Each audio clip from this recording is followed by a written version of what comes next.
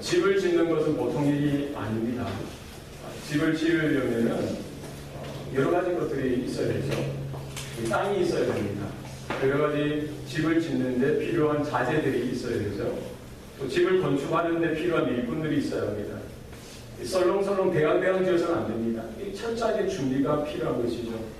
그러나 무엇보다 필요한 것이 있습니다. 이 모든 자재나 땅이나 이렇게 아름답게 집을 지으려면은 우리 없어서는 안 될 게 있어요. 뭡니까? 설계도가 있어야 되죠. 도면이 있어야 됩니다. 블루프린트, 청사진이 있어야 돼요. 어떻게 지을 것인지, 어떤 모습으로 지을 것인지, 어떤 용도로 지을 것인지 설계도가 잘 준비되어져야 되고, 또 문제는 뭡니까? 아무리 바빠도 설계도에 따라서 해야 되는 거예요. 그죠? 대강대강해서는 안 됩니다. 내가 마음이 바뀐다고 해서 이거를 이렇게 바꾸고 저건 저렇게 바꾸면은 어떻게 됩니까? 날림이 됩니다. 날림, 부실공사가 됩니다. 시간이 조금 더 걸리더라도 철저하게 설계도에 따라서 그 디렉션에 따라서 자재도 쓰고 또 여러 가지 순서도 맞추어서 할 필요가 있습니다. 집을 짓는 것 그냥 되어지지 않습니다. 우리가 이 설계도, 이 디렉션, 청사진을 따라서 우리가 잘 할 때 좋은 집, 튼튼한 집, 멋진 집이 지어지는 것이죠. 이 성도는 믿음의 집을 지으면서 살아가는 자들입니다. 우리 인생의 집을 짓는 것이죠. 우리가 눈에 보이지는 않지만 우리 각 사람이 자기 나름대로의 집을 짓는 것입니다. 예수님께서 예화를 들지 않으셨습니까? 어떤 사람은 집을 짓는데 대강대강 짓는 거예요. 썰렁썰렁 짓는 것입니다. 땅도 깊이 파지 아니하고 그냥 모래 위에 짓는 것입니다. 또 어떤 사람은 꼼꼼하게 세세하게 디렉션에 따라서 철저하게 준비해서 짓는데 가장 먼저 땅을 깊이 파고 주초를 잘 놓고 반석 위에 집을 이렇게 잘 지어간다는 것이죠. 이 겉으로 볼 때는 오히려 설렁설렁 짓는 것이 더 화려할 수도 있고 더 멋져 보일 수도 있습니다. 그러나 언제 나타납니까? 비가 오고 바람이 불고 창수가 나면 삶의 역경, 고난, 시험이 닥쳐오면은 어떤 집이 튼튼한지, 어떤 집이 부실한지 분명하게 나타나는 것이죠. 모래 위에 지은 집은 비가 오고 바람이 불고 창수가 나면 그 무너짐이 심하게 된다. 와르르 무너지는 거예요. 그러나 반석이 처음부터 마지막까지 순서에 따라서, 디렉션에 따라서 철저하게 꼼꼼하게 잘 지은 집은 어떻게 돼요? 비가 와도 걱정할 거 없어요.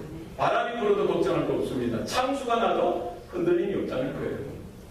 예수님의 말씀을 듣고 행하지 않는 자는 어때요? 그 집을 짓는데 모래 위에 짓는 사람과 같다는 거예요. 대강대강 짓는 거예요. 그러나 예수님의 말씀을 듣고 하나님의 말씀을 듣고 행하는 자, 순종하는 자는 그 집을 짓는데 반석 위에 주초를 깊이 잘 파고 반석에 꼼꼼하게 짓는 사람과 같다라고 말씀하고 있습니다. 여러분, 우리가 우리의 인생의 집을 지어가는데, 우리의 믿음의 집을 지어가는데 우리는 지금 어떻게 지어가고 있습니까? 바쁘다고, 힘들다고 그냥 대강대강 보이지는 않습니까? 우리에게 설계도가 필요합니다. 하나님께서 우리에게 설계도를 주셨어요. 청사진을 주셨습니다. 그것이 무엇입니까? 하나님의 말씀입니다. 여러분, 하나님의 말씀하신 대로 우리 믿음으로 순종하여서 하나하나 천천히 꼼꼼하게 차곡차곡 우리 믿음의 집, 인생의 집을 잘 지어나가는 저와 여러분 될 수 있기를 바랍니다. 우리는 성경을 통해서 하나님의 말씀, 하나님의 그림들을 받을 수가 있습니다. 또한 뿐만 아니라 예수님의 그 삶의 모습을 통해서 우리가 어떻게 살아가야 할지, 우리가 어떻게 이 믿음의 집, 인생의 집들을 지어가야 할지를 배울 수가 있는 것이지요. 오늘 본문에 보면 예수님께서 공생애를 시작하기에 앞서서 두 가지 사건이 기록되어져 있습니다. 예수님이 두 가지 일을 하는데 뭘 하십니까? 세례를 받으시고 또 이어서 성령의 이끌리심을 받아서 광야에서 시험을 받습니다. 예수님이 뭘 하셨어요? 세례를 받으셨고 그 다음에 광야에서 시험을 받으시는 거예요. 예수님의 세례, 예수님의 광야에 시험 받는 이 두 가지 사건이 사실은 우리 성도가 살아가는 삶의 여정에 있어서 반드시 있어야 하는 것, 그리고 있을 수밖에 없는 것을 보여주고 있는 것입니다. 우리 성도면은 우리는 세례를 받아야 하는 거예요. 물로 세례를 받는 것입니다. 이것은 뭡니까? 이스라엘 민족이 430년 동안 애굽에서 종살이 되어졌죠. 거기서 하나님의 강권적인 역사로 출애굽하게 됩니다. 이 출애굽하게 될 때 그들이 어디를 통과합니까? 어디를 건너오죠? 홍해를 건너가요. 홍해. 그 물속을 통해서 마른 땅과 같이 홍해를 건너오면서 어떻게 합니까?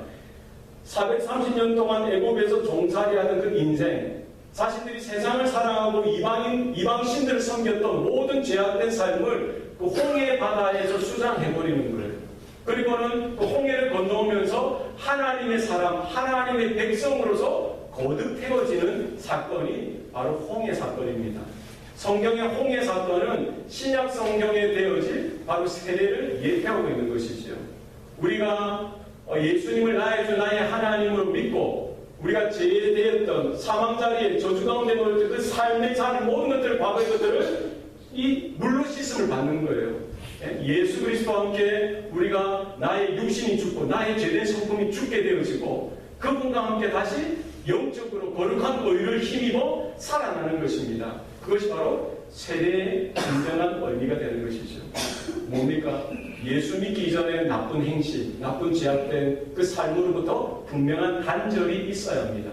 그리고 내가 예수님을 믿고 하나님의 자녀로서의 새로운 변화되어지는 삶의 모습들이 나타나야 하는 것입니다. 그것이 바로 세례인 것입니다. 예수님이 이 세례를 받으시고 어떻게 하셨어요? 광야, 성령의 인도하심으로 광야에서 40일 동안 거기서 시험을 받으시는 것이죠. 마치 이스라엘 백성들이 출애굽하고 나서 홍해를 건너고 나서 바로 가나안 땅, 약속의 땅으로 들어간 것이 아니라 40년 동안 광야의 여정을 겪으면서 고난과 역경을 통해서 하나님이 그 연단과 단련케 하심을 통해서 하나님의 사람으로 준비케 하시고 하나님의 백성으로 하나님을 경험하고 하나님을 예배하고 하나님을 따라가는 성도, 자녀로서의 삶을 준비하도록 하시는 것입니다. 우리의 성도의 삶 가운데 이와 같은 세례의 경험이 분명하게 있습니다. 그리고 이어서 우리의 삶은 이 땅의 광야의 인생길 가운데 우리가 거쳐야 될 고난, 역경, 또 이 사단이 주는 시험들이 분명히 있습니다.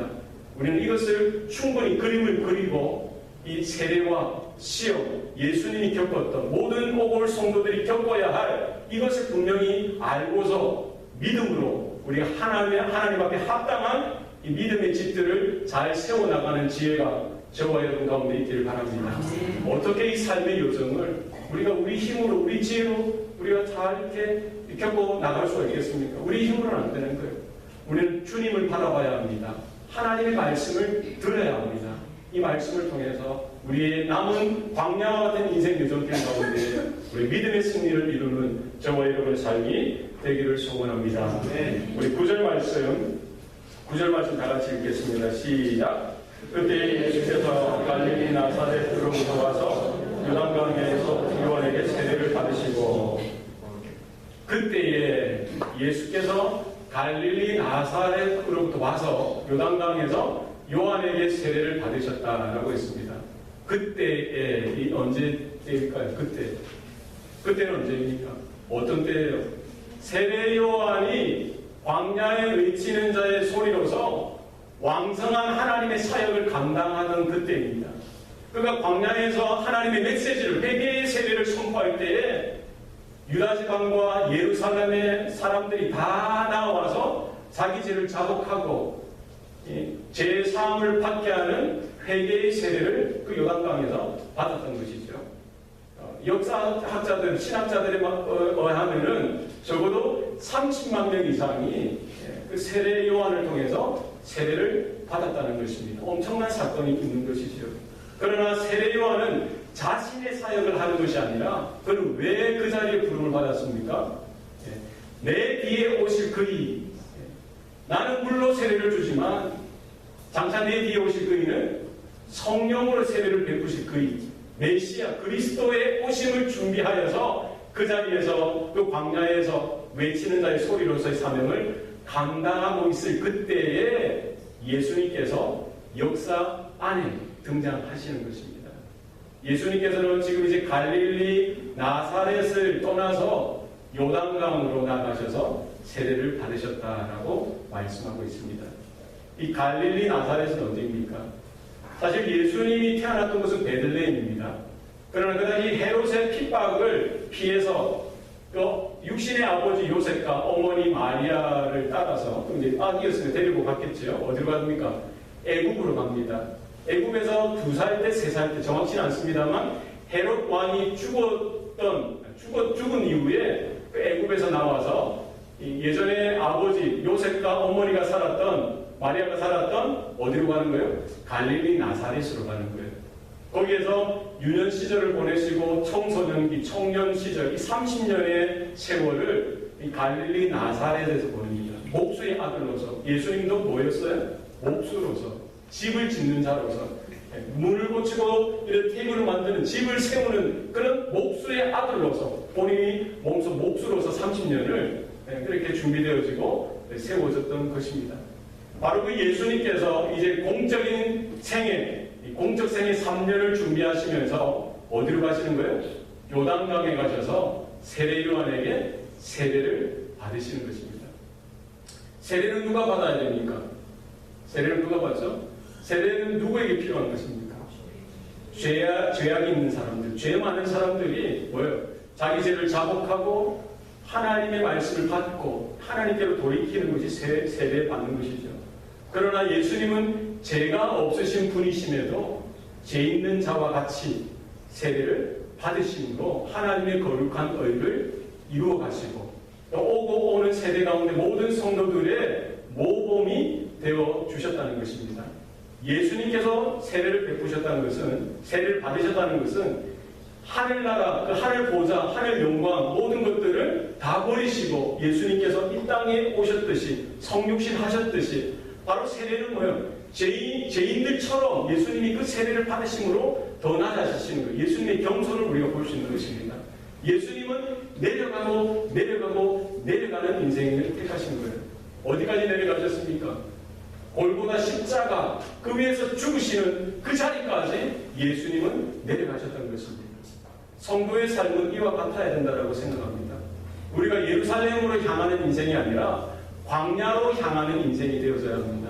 우리는 높이 올라가는 인생을 추구하는 것이 아니라 예수님과 같이 내려가고 낮은 대로 내려가는 끝까지, 어디까지 내려갑니까? 십자가까지 우리가 내려가는 우리의 삶이 되어야 할 줄로 믿습니다.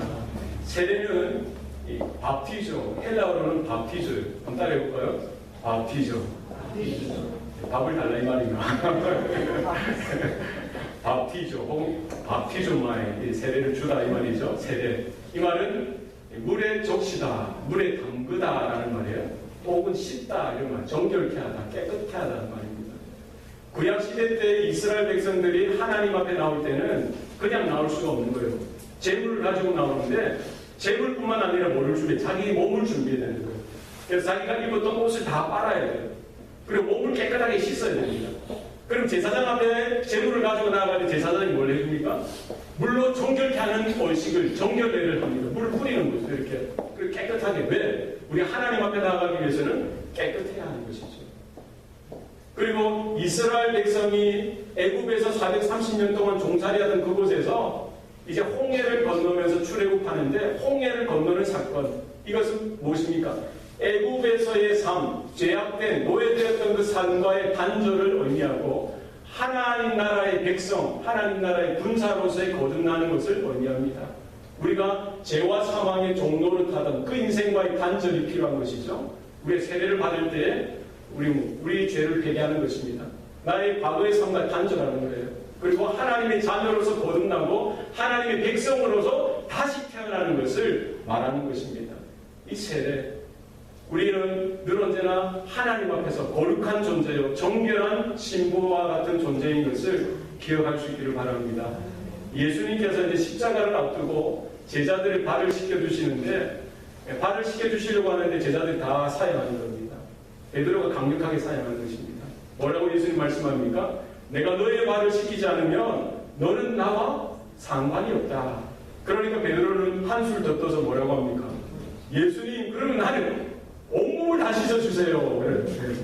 샤워를, 목욕을 시켜주세요 하는 거예요. 참 이게 눈치도 없습니다. 그죠? 그러니까 예수님 뭐라고 하십니까? 얘야, 한 번 목욕한 사람은 두 번 목욕할 필요 없다는 거예요. 그러나 우리가 이 땅에서 살아가는 동안 뭐를 해야 되는 거예요? 발은 계속 씻어야 되는 거예요. 우리가 세례를 통해서 한 번 목욕한 자는 두 번 할 필요 없다는 거예요. 그 한 번도 족하지만 계속해서 뭘 해야 돼요? 발을 씻는 작업이 있어야 됩니다. 회개의 삶이 있어야 돼요. 회개에 합당한 열매가 우리의 삶 가운데 일어나야 하는 것입니다. 우리가 하나님께 처음 나올 때 예수님을 믿을 때 회개의 세례를 받습니다. 우리 회개 제사함의 은혜를 받아야 합니다. 뿐만 아니라 남은 생에 주님 앞에 설 때까지 이와 같은 제사함의 은총이 날마다 나의 10년 가운데 우리 가정과 교회 가운데 일어나야 할 줄로 믿습니다. 여러분 주의 보혈로 주의 샘솟는 보혈로 우리 10년 가운데 제약된 모습들을 날마다 씻을 수 있길 바랍니다. 여러분 날마다 정결케 되어져서 하나님 앞에 더 가까이 나아가는 은혜가 저와 여러분 가운데 나타날 수 있기를 소원합니다. 10절 말씀 다 같이 읽도록 하겠습니다. 시작.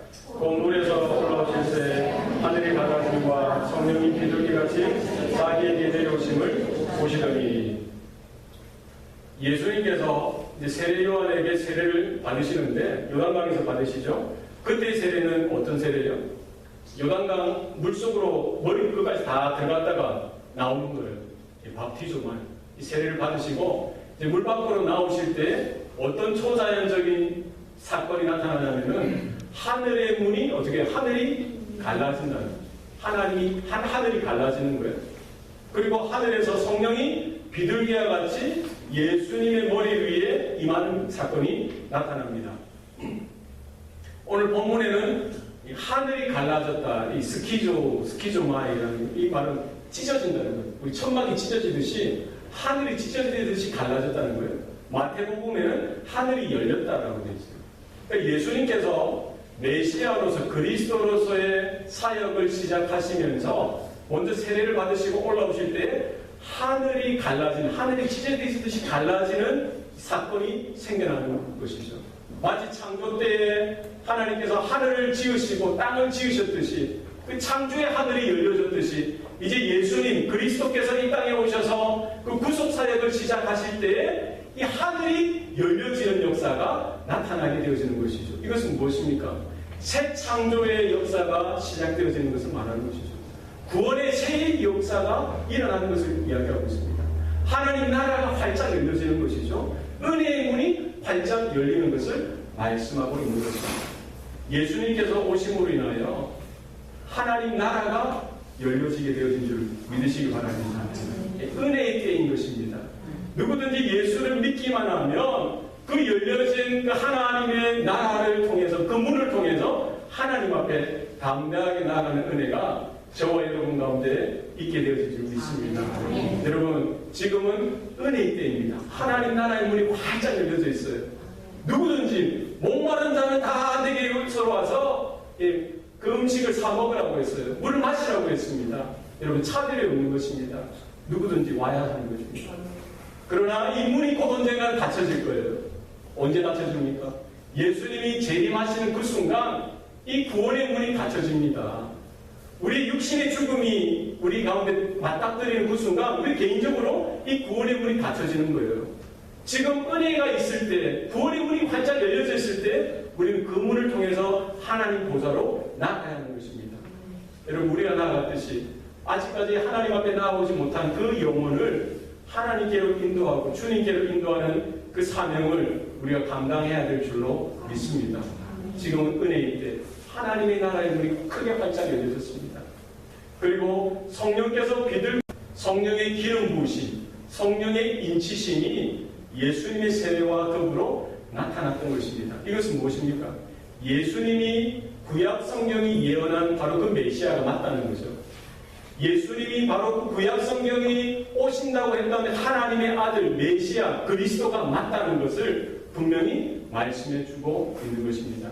성령의 인치심, 성령의 기름 부으심, 그 사건을 통해서 예수 그리스도의 메시아 되심, 예수 그리스도의 그리스도 되심을 인정하고 확증하는 사건이 초자연적으로 나타났다는 것입니다.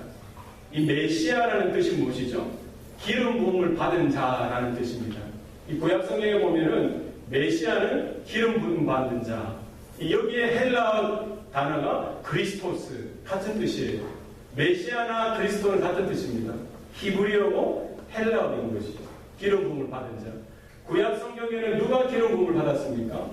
왕, 선지자, 제사장. 왕으로 세워질 때 어떻게 기름 부음을 받는 거예요. 선지자로 세워질 때 기름 부음을 받는 겁니다. 그리고 제사장으로 세워질 때 기름 부음을 받는 것이죠. 예수님께서 이 그리스도 기름 부음을 받은 자로서의 사역을 시작하실 때 성령의 기름 부으심이 그 자리에 임했다는 것입니다. 놀랍지 않습니까?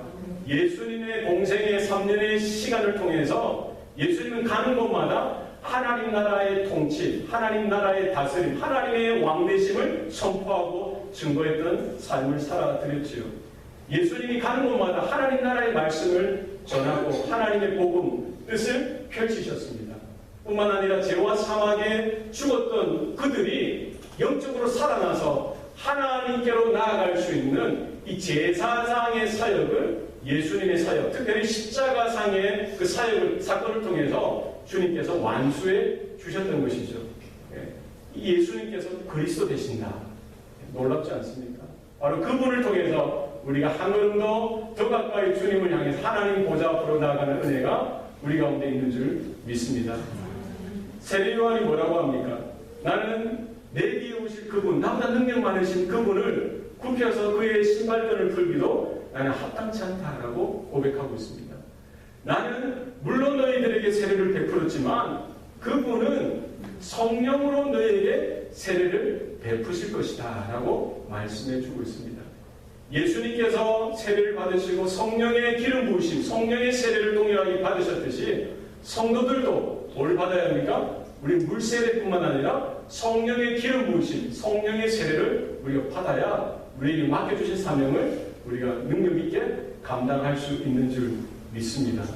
예수님께서 이제 십자가를 지시기 전에 제자들에게 내가 아버지께로 돌아갈 것에 대해서 말씀합니다. 그러니까 제자들이 어떻게 합니까? 불안한, 근심하는 겁니다. 염려하는 겁니다. 예수님께서 뭐라고 말씀하십니까? 염려하지 말라. 내가 아버지께로 가면은 나 대신에 너희들에게 보혜사 성령을 보내주실 것을 내가 요청하겠다라고 말씀하시죠. 예수님께서 십자가에 달려 죽으시고 부활하시고 승천하실 때에 그 모인 제자들에게 뭐를 말씀하십니까? 너희들은 예루살렘을 떠나지 말라. 성령, 아버지의 약속하신 성령이 너희에게 임하기까지 예루살렘을 떠나지 말라라고 하십니다. 그리고 성령이 너희에게 임하시면 너희가 권능을 받고 예루살렘과 온 유대와 사마리아와 땅끝까지 이르러 내 증인이 될 것이다 라고 말씀하십니다. 예수님이 부활하시고 승천하신 이후에 그 마가의 다락방 오순절에 모여서 있던 그 성도들 120문도 가운데 뭐가 임했습니까? 성령이 기름 붓듯이 성령의 세례가, 성령의 충만한 역사가 그들 한 사람 한 사람에게 그들 무리 가운데 임했던 것을 볼 수가 있습니다. 그 사건을 통해서 베드로는 완전히 새로운 사람이 되어진 거예요. 거기 있는 제자들은 다 새로운 사람으로 바뀐 것입니다. 예수님의 십자가를 창피하고 부인하고 저주하고 떠났던 그들이 바로 그 예수 그리스도의 죽으심과 부활하신 그 십자가를 증거하는데 담대하게 자신의 생명도 아까워하지 아니하고 죽음도 두려워하지 아니하고 그 마지막 생애까지 예수님의 증인의 삶을 넉넉하게 감당했던 것을 우리는 성경을 통해서 볼 수가 있습니다. 그 제자들이 갔던 곳마다 무엇을 전했습니까? 예수님의 죽으심, 예수님의 부활을 전하고 예수님을 나의 주 나의 하나님으로 믿습니다 하는 사람들에게 뭘 줬어요? 세례를 줬어요. 물론 세례를 주고 또 이어서 뭘 했습니까? 그 믿음 있는 자에게 뭘 해요? 베드로도 그렇고 바울도 그렇고 뭘 했다는 거예요? 머리에 안수하고 성령이 임할 것을 안수하니까 성령의 기름 부으심이, 성령의 세례가 그 사람에게도 임했다는 거예요. 놀랍지 않습니까? 마가의 다락방 그 성령의 충만한 역사가 그 제자들이 가는 곳마다 복음을 전하고 예수 이름을 증거할 때 믿음으로 받아들이는 자에게 세례를 받고 또 세례를 받을 뿐만 아니라 뭐예요? 그들에게 안수할 때에 하나님의 성령께서 그 각 심령에게 충만하게 임했던 것을 볼 수가 있습니다. 여러분, 우리는 세례를 경험한 사람입니다. 세례의 사건을 우리는 경험했어요. 뿐만 아니라 우리에게는 성령 세례가 필요한 것이죠. 성령의 기름 부으심이 필요합니다. 성령의 충만한 역사가 우리 가운데 필요합니다. 여러분, 예배 자리에 나올 때마다 뭐를 기도해야 합니까? 뭐를 기도하셔야 돼요? 하나님 이 시간 성령에 임하여 주시옵소서. 하나님 이 시간 내 강팍한 완악한 마음 가운데 하나님의 성령이 위로부터 임하여서 하나님 나의 죄악의 모든 묵은 때들이 녹아지게 하시고 나의 더러운 것들이 다 불타 없어지게 하여 주시고 하나님의 성령의 전으로서 하나님 이 시간 거듭 태어나는 시간 되게 하여 주옵소서. 여러분 기도하셔야 돼요. 목회자를 위해서 설교자를 위해서 여러분 기도해 주세요. 영적인 공격이 너무 심합니다. 낙심케 하고 슬픔만 부정적인 생각들을 주입하는 것들이 바로 사단이 하는 거예요. 여러분 세우신 목회자가 하나님 강단에서 선포할 때 주의 성령의 세례가 임하게 하여 주시고 성령의 기름 부심이 임하게 하여 주시고 하나님의 능력 가운데 붙들려서 주의 말씀을 선포할 수 있도록 하나님 이 예배가 세상적인 모임이 아니라 하나님 나라의 보좌 앞에 드려지는 참된 예배가 되어지게 하여 주시옵소서. 여러분 기도하셔야 돼요. 자다가도 깰 때라고 했습니다. 여러분 한 번 그냥 건성건성 드려서는 안 돼요. 대충 드리는 이 예배가 되어서는 안 됩니다. 여러분 생명을 걸고 목숨을 다하여 내 마음을 드리고 뜻을 드려서 여러분 하나님의 보좌 앞으로 나아가셔야 합니다. 우리 힘으로 될 수 없어요. 성령의 기름 부심이셔야 됩니다. 성령의 충만함이 있어야 돼요. 말씀에 충만케 하시는 역사가 이 예배의 자리와 우리의 삶의 자리 가운데 흩어져서 우리가 전하는 그 삶의 자리 가운데 있어서 예수의 증인된 사명, 그 삶을 우리가 감당할 수 있는 은혜가 저와 여러분 가운데 있기를 소원합니다. 우리 11절 말씀 다 같이 읽겠습니다. 시작. 하늘로부터 소리가 나기를 너는 내 사랑하는 아들이라 내가 너를 기뻐하노라 하시니라. 예수님께서 요단강에서 요한에게 세례를 받으시고 나오실 때 하늘문이 크게 찢어지듯이 열렸다고 했어요. 그래서 성령이 비둘기와 같이 예수님에게 임하셨습니다. 그것으로 끝난 게 아니에요. 그리고 이어서 뭐가 아닙니까? 하늘로부터 소리가 나는데 너는 내 사랑하는 아들이다. 내가 너를 기뻐하노라. 누구의 음성입니까? 누구의 소리예요? 하늘에 계신 아버지 하나님의 음성이 그 가운데 들려지는 거예요. 이제 구속사역, 십자가로 나아가는 그 사역 가운데 섰던 그 예수님을 향해서 하나님께서 음성을 들려주시고 말씀을 해주는 거예요. 너는 내 사랑하는 아들이라. 너는 내 사랑하는 아들이라. 여러분 이 사랑이 어떤 사랑이에요? 세상적인 사랑이 아닙니다. 일반적인 사랑이 아니에요. 평범한 사랑이 아닙니다. 우리가 사랑한다는 거 돌아서는 그런 사랑이 아니에요. 우리 입술에게는 발림되어지는 그런 사랑이 아닙니다. 사랑이 뭐예요? 영원한 사랑이고 완벽한 사랑이고 온전한 사랑이에요. 영원 전부터 영원까지 임하실 그 하나님의 사랑이 바로 아들 예수를 향해서 선포되어지고 있는 것입니다. 내가 너를 사랑한다. 너는 나의 사랑하는 아들이다. 여러분 우리가 어떻게 하나님의 사랑을 알 수가 있습니까? 우리가 어떻게 하나님의 사랑을 느끼고 체험할 수가 있습니까? 바로 하나님의 아들 되신 독생자 되신 그 예수께서 하늘 보좌로부터 이 땅에 내려오시고 우리와 함께 해주셨지 않습니까? 그분이 걸어가시는 그 삶의 길, 광야의 인생길을 걸어가셔서 그 십자가 위에 달려 죽으실 때 모든 물과 피를 쏟으시고 영원한 속죄 제물이 되어주심으로 인하여 그 십자가로 인하여 그 하나님의 사랑을 확증해 주셨던 것입니다. 우리가 어떻게 하나님의 사랑을 알 수가 있어요? 우리가 어떻게 하나님의 사랑을 받을 수가 있습니까? 우리가 어떻게 하나님의 사랑을 그 1만분의 1억 만분의 하나라도 우리가 경험할 수가 있습니까?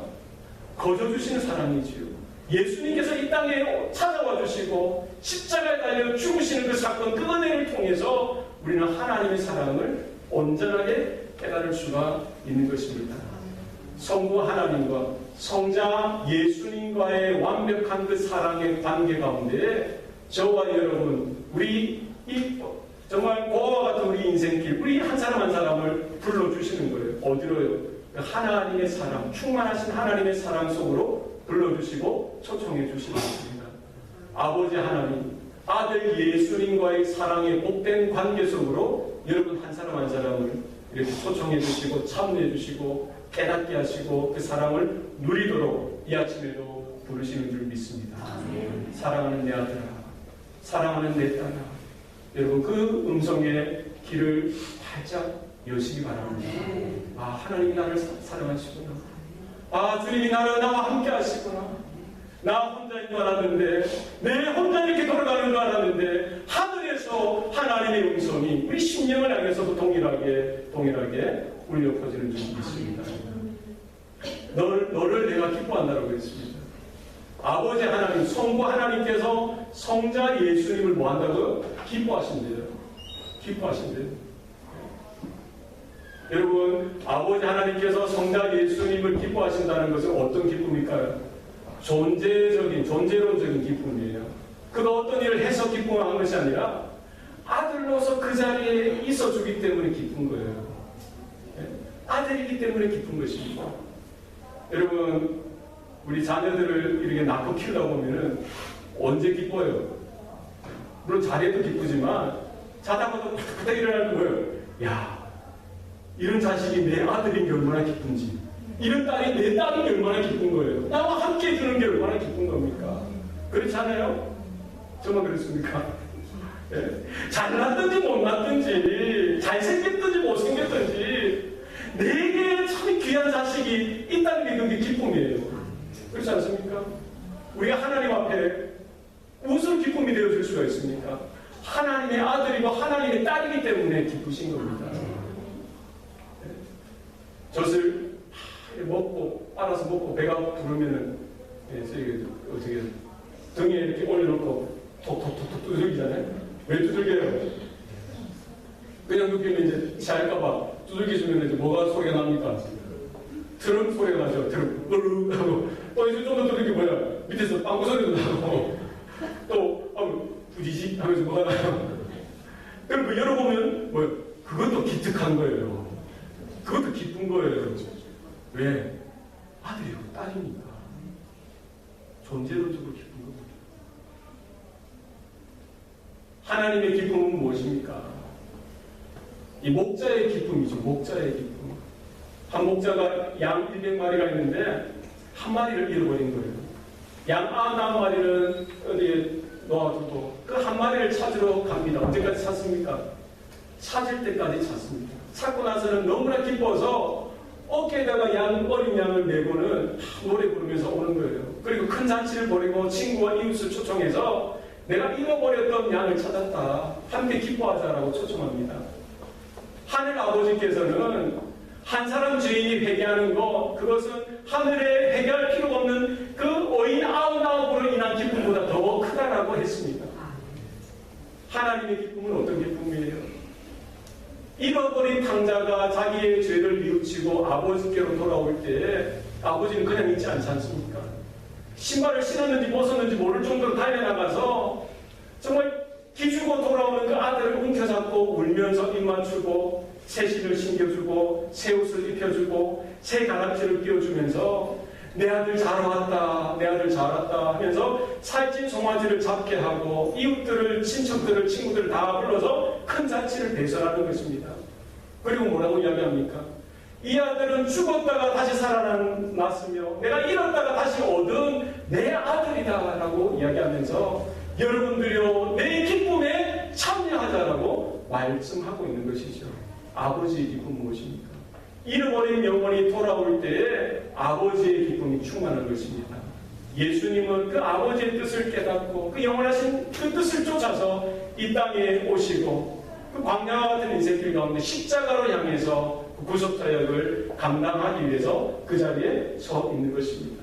그것을 보고 내가 얼마나 기쁜지 아느냐, 내가 얼마나 기쁜지 아느냐, 얼마나 기쁜지 아느냐 이렇게 고백하고 있는 거죠. 우리가 무엇으로 하나님의 기쁨이 될 수가 있습니까? 믿음이 없이는 아버지 하나님을 기쁘시게 할 자가 없다라고 했습니다. 우리가 예수 그리스도를 온전히 믿고 아버지 하나님의 살아계신 것을 믿고 그분의 뜻을 깨닫고 한 영혼을 구원하여 예수 그리스도의 제자 삼는 그 사역, 그 주님의 비전, 그 주님의 마음을 깨달아서 우리가 순종하여 나아갈 때에 우리 한 사람 한 사람이 아버지 하나님의 온전한 기쁨이 되는 줄 믿습니다. 여러분, 저와 여러분이 나중에 하나님 아버지 앞에 나갔을 때 어떤 말을 듣고 싶어요? 어떤 말을 듣고 싶습니까? 잘했다. 수고 많았지. 그때 네가 힘들었을 때 오히려 네가 믿음으로 살려고 하고 순종하는 그 모습으로 인해서 내가 얼마나 기뻤는 줄 아니? 네가 지금 이 자리에 나와 함께하는 것 얼마나 기쁜 줄 아니? 내가 너로 인하여 기쁘구나. 너로 인하여 기쁘구나. 너로 인하여 정말 기쁘다. 이와 같은 주님의 기쁨, 아버지의 기쁨이 되는 저와 여러분의 귀한 삶이 될 수 있기를 소원합니다. 우리 12절, 13절 우리 다 함께 읽도록 하겠습니다. 시작. 성령이 곧 예수를 광야로 몰아내신지라 광야에 40일을 계시면서 사탄에게 시험을 받으시며 들짐승과 함께 계시니 천사들이 수종들더라. 예수님께서 세례를 통해서 하나님의 사랑도 확인하시고 또 성령의 인치심을 통해서 그리스도 메시아 되심을 분명하게 확인하시고 나서 어떻게 합니까? 편하고 영광스러운 길로 나아갔던 것이 아니라 성령께서 오늘 성경 보니까 성령이 곧 성령이 뭐예요? 곧 즉시 바로 누구를? 예수를 광야로 몰아내신지라 몰아냈다고 했어요. 그럼 이 세례와 이 광야로의 삶은 하나로 붙은 세트예요. 패키지입니다. 패키지. 우리가 하나님의 은혜를 경험하고 하나님의 사랑을 경험하고 죄 용서함을 받는 그 은혜를 경험하고 나서 성령의 인치심과 능력을 경험하고 나서 우리가 걸어야 될 길은 뭐예요? 편안하고 평탄한 길이 아니라 하나님의 성령의 인도심을 따라 광야로 몰아갔습니다. 광야로 몰아갔습니다. 오늘 보니까 40일 동안 광야에 계셨다라고 합니다. 40이라는 숫자 그리고 광야라는 이 단어는 이 성경에서 어떤 의미가 있습니까? 하나님의 사람으로서 준비되어지는 것을 의미하는 것이죠. 이 광야의 인생길을 통해서 여러 가지 고난과 역경을 거치면서 그 연단되어지고 단련되어져서 하나님의 쓰시기에 합당한 존재로 준비되어지는 것을 의미합니다. 이 모세가 이 바로의 왕궁에서 몇 년을 보내죠? 40년을 보냅니다. 그리고 나서 어떻게 됩니까? 미디안 광야로 쫓겨나듯이 쫓겨나게 되어지죠. 그 미디안 광야라서 목동으로서 양을 치면서 장차 이스라엘 민족을 이끌 목자로서 위대한 지도자로서 준비되어지는 시간을 가지게 되어지는 것이죠. 그리고 모세가 시내산에 올라가서 40일 밤낮 금식하고 하나님을 만나고 하나님으로부터 말씀을 받습니다. 십계명을 받죠. 언약을 받습니다. 그리고 이스라엘 백성이 애굽에서 출애굽하고 나서 바로 가나안 땅에 들어간 것이 아니라 어디로 가게 됩니까? 광야에서 40년을 보내게 됩니다. 이 광야의 40년을 통해서 그들은 힘들고 어려운 그런 환경을 통해서 살아계신 하나님을 경험하고 하나님의 자녀, 하나님의 백성으로서 어떻게 하나님을 섬겨야 하는지 이렇게 만들어지고 다듬어지고 준비되어지는 시간을 가지게 되어지는 것이죠. 엘리야 선지자도 이 광야길을 40일 동안 이렇게 뛰어갑니다. 그리고 하나님 앞에 호렙산에 가서 하나님 앞에 서서 다음 사명을 받게 되어지는 일들을 우리는 성경을 통해서 볼 수가 있습니다. 예수님께서 광야에서 40일간 주야로 금식하셨다. 오늘 본문에는 나와 있지 않지만 마태복음에는 나와 있습니다. 다른 복음서에 나와 있죠. 40일 동안 주야로 금식하시면서 사단에게 시험을 받으시는데 몇 번 받으셨다고 기록되어 있습니까? 3번을 받았습니다. 어떤 시험이에요? 이제 40일 동안 줄였으니까 얼마나 심신이 이렇게 지치고 힘드셨겠어요? 사단이 시험했던 것은 뭐예요? 그 약점을 물고 늘어지는 것입니다. 옆에 있는 돌덩이를 명하여 떡이 되게 해서 네가 먹으라는 거예요. 네가 하나님의 아들이니까. 그리고 두 번째 시험은 뭡니까? 높은 산 위에 올라가서 천하만국의 영광을 보여주고 네가 나에게 절을 하면은 내가 이 모든 영광을 너에게 주겠다라고 하는 거예요. 아들이면은 뛰어내려 보라. 그러면 하나님께서 천사를 동원해서 너를 이렇게 딱 안전하게 붙잡아 줄 것이다. 예수님께서 그 시험을 어떻게 대처하십니까? 하나님의 말씀을 인용하시면서 사탄의 그 유혹, 사탄의 시험을 물리치시는 것이죠. 예수님은 그 광야에서 40일 동안 지내셨지만 사실 예수님의 인생 30년 또 그리고 3년 이 33년의 전체 인생이 뭐와 같은 인생이었겠어요? 광야를 걸어가는 인생이셨을 거예요. 성경에는 기록되어져 있지 않지만 사실 사단이 예수님을 시험한 것이 단지 3번뿐이었겠습니까? 십자가를 지시기 전날에도 사단은 예수님을 공격하는 거예요. 이 무리들이 예수님을 환호하고 예수님을 따라가는 그 상황 가운데서도 사단은 예수님의 마음을 흔들어 놓는 것입니다. 시험은 너무나 많았던 것이죠. 그러나 대표적으로 이렇게 보여주고 있는 것이죠. 우리 광야의 인생길을 걸어가는 성도들, 저와 여러분의 삶도 마찬가지입니다. 우리는 세례를 통해서 하나님의 사랑을 경험하고 하나님의 죄 용서하시는 그 은혜를 우리는 받았습니다. 성령의 기름 부으심도 우리는 받았어요. 성령의 충만, 말씀에 충만한 그 은혜를 체험했습니다. 그러나 우리를 인도하시는 길이 어디입니까? 평탄의 쉬운 길이 아니에요. 좁은 문, 좁은 길, 광야의 인생길로 우리를 인도하십니다. 우리 여기에서 우리가 바라봐야 하는 것은 무엇입니까? 예수님께서 하셨듯이 말씀, 하나님의 말씀을 가지고 사단의 시험을 물리치고 하나님의 말씀에 의지해서 우리가 하나님이 주시는 연단을 우리 인내하면서 겪어나가야 합니다. 성경에 나오는 시험은 뭐예요? 이 사단이 주는 시험이 있고 하나님이 베푸시는 시험이 있더라는 거예요. 사단이 주는 시험은 뭡니까? temptation. 예수님도 그렇고 성도들에게 유혹해서 죄를 짓게 만들고 낙심하게 만들고 실패하게 만들어서 하나님으로부터 멀어지게 만드는 시험, temptation. 그 바로 사단이 주는 시험입니다.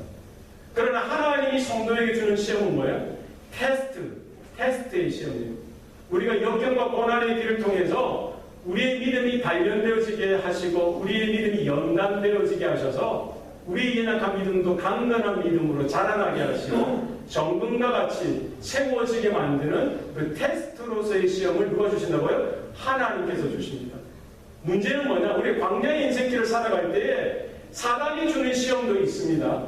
하나님이 베푸시는 시험도 있어요. 때로는 이게 다르게 올 수도 있습니다. 때로는 이게 섞여서 올 수도 있어요. 우리는 분별할 수 있는 지혜가 있어야 됩니다. 예수님께서 대처하셨듯이 중요한 것은 뭡니까? 하나님의 성령으로 충만하여서 하나님의 인도하신 가운데 우리가 있어야 하고 그리고 하나님의 말씀으로 그 악한 사단이 주는 템프테이션의 시험을 물리쳐야 합니다. 그리고 그 하나님의 말씀에 의지하고 붙들려서 우리 역경과 고난, 이 환경의 여러 가지 시험을 믿음으로 인내하여서 그 연단과 단련되어지는 그 과정을 우리는 이겨나가야 하는 것이죠. 그때 하나님께서 우리 믿음의 성도의 삶 가운데 한 가지씩 믿음의 질이 조금씩 세워나가게 하시는 줄 믿습니다.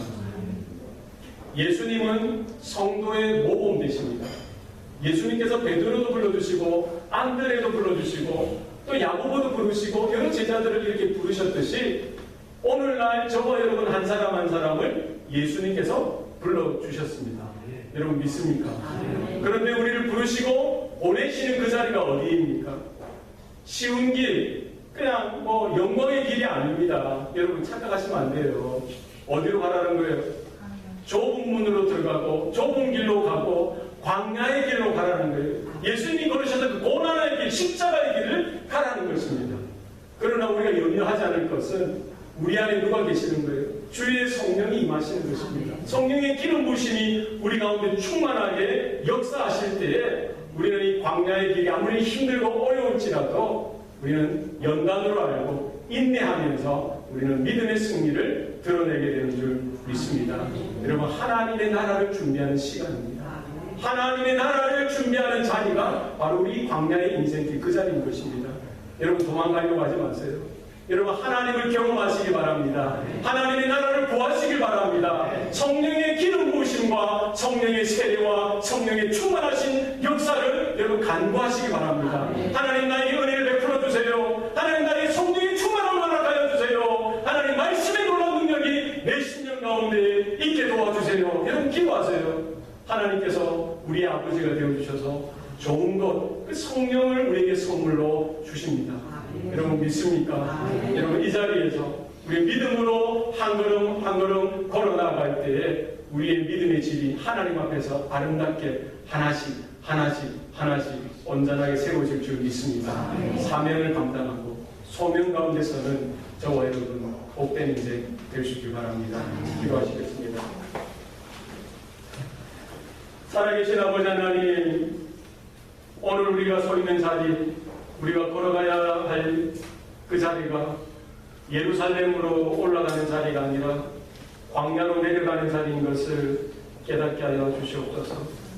예수님께서 하늘 보좌 모든 영광을 뒤로하시고 이 낮고 낮은 자리로 내려오셨듯이 광야로 행하셨던 그 주님과 동행길 원합니다. 그 십자가를 향하여 고난의 잔을 향하여 걸어가셨던 주님을 뒤쫓길 원합니다. 너희는 자기를 부인하고 자기 십자가를 지고 나를 쫓으라고 하셨는데 날마다 주의 성령으로 하나님 우리가 충만하게 채워지게 하여 주셔서 우리가 주님을 쫓아가는, 주님을 따라가는, 주님을 닮아가는 우리의 삶의 여정 되게 도와주시옵소서. 하늘문이 열려 있습니다. 은혜의 때입니다. 우리에게 맡겨주신 그 한 영혼이 우리로 인하여 주님께로 나오게 하시고 열려진 그 하나님 나라의 문을 통해서 하늘 보좌로 담대하게 나가는 일들이 우리의 삶을 통해 우리의 남은 생애에 날마다 일어나게 도와주시옵소서. 장차 하나님 앞에 섰을 때 내가 너로 인하여 기뻐하였다. 내가 너로 인하여 얼마나 기뻤는지 아니. 이와 같은 하나님의 음성을 듣게 하여 주시고 우리 넘어진 그 자리에서 너는 나의 사랑하는 아들이다. 너는 나의 사랑하는 딸이다. 하나님의 음성 가운데 우리가 그 기쁨에 은혜의 체험을 얻을 수 있도록 도와주시옵소서. 감사드리고 예수님 이름으로 기도합니다. 아멘.